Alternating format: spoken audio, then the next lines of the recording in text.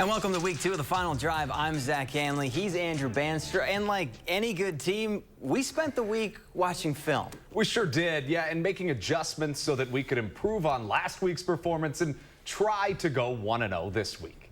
Oh, Baraboo and Beaver Dam went 1-0 last week, each starting off their year with impressive wins. Now the two square off against each other in a week 2 rematch from last season. The Thunderbirds won that one. But remember, the Golden Beavers didn't have Gabe Klatt. He's back. Third quarter now, Beaver Dam up 13-0 and looking for more. Eli Brandt puts one on Brandon Morrissey, and he's thinking 6. His only catch of the game is a 42-yard tutty. Golden Beavers go up 20-0, and that offense wasn't done. On their next drive, it's Klatt's turn.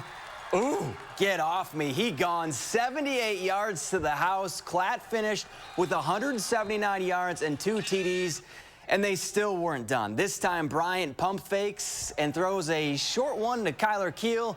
He does the rest. Beaver Dam stays undefeated with a 47-8 win. Mountain HOREB-BARNEVELD cruised to victory last week to set up a top 10 showdown in Division 3 with the reigning champs MONROE, the only team to beat the Vikings in the regular season last year. Safe to say, the Vikings haven't forgotten about that 21-point loss. No score in the second. MHB on the move. Casey Helgeson, he can air it out, but he can also scoot. The senior picks up 21 yards to put the Vikings in business. And a couple plays later, it's his BFF, Trenton Owens, diving in from 4 yards out. Mount HOREB-BARNEVELD goes up 8-0.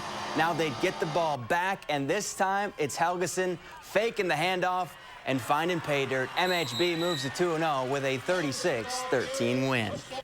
Reedsburg is on a redemption tour. An early playoff exit last year birthed a dominant 28-0 win in week 1. Meanwhile, Sauk Prairie, they'll look for their first trip to the win column this season. Pick it up in the second half. Sauk Prairie up 14-0. Reedsburg here on the handoff, but it's dropped. A mad dash for the ball, and it lands in Blaze Caldwell's hands, and that turnover would set up this. Eagles on the 3-yard line, and Landon Schultz says, you know what?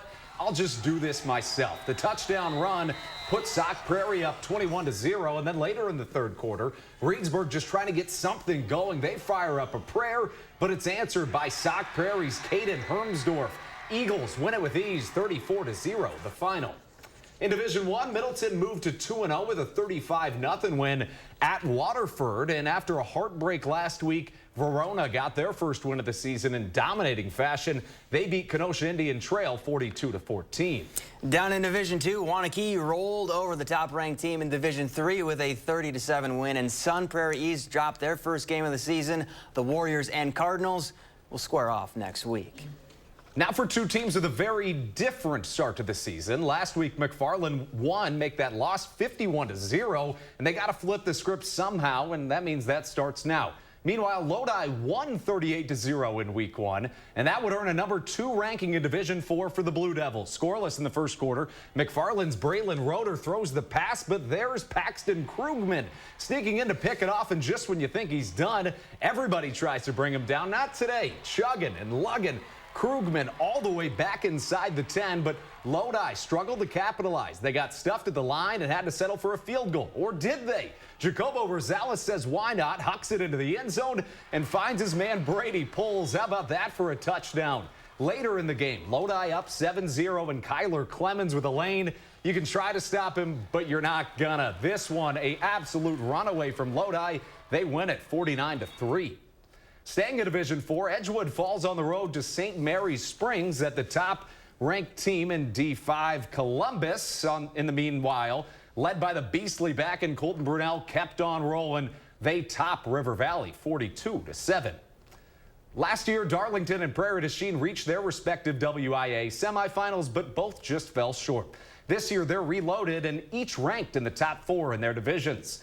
And these big-time matchups go a long way to determining your season. Scoreless late in the second quarter, Prairie to CHIEN's Abe Amundsen surveys the field, buys some time, and launches a moonshot for his man Blake Terry, who brings it in for the score. PDC takes the lead into the half. Third quarter, Blackhawks looking to extend that lead. They feed their guy Drew HORED, and that brings the Prairie to CHIEN lead up to 21-0. This one got close, but ends up in the hands of PDC 21-19.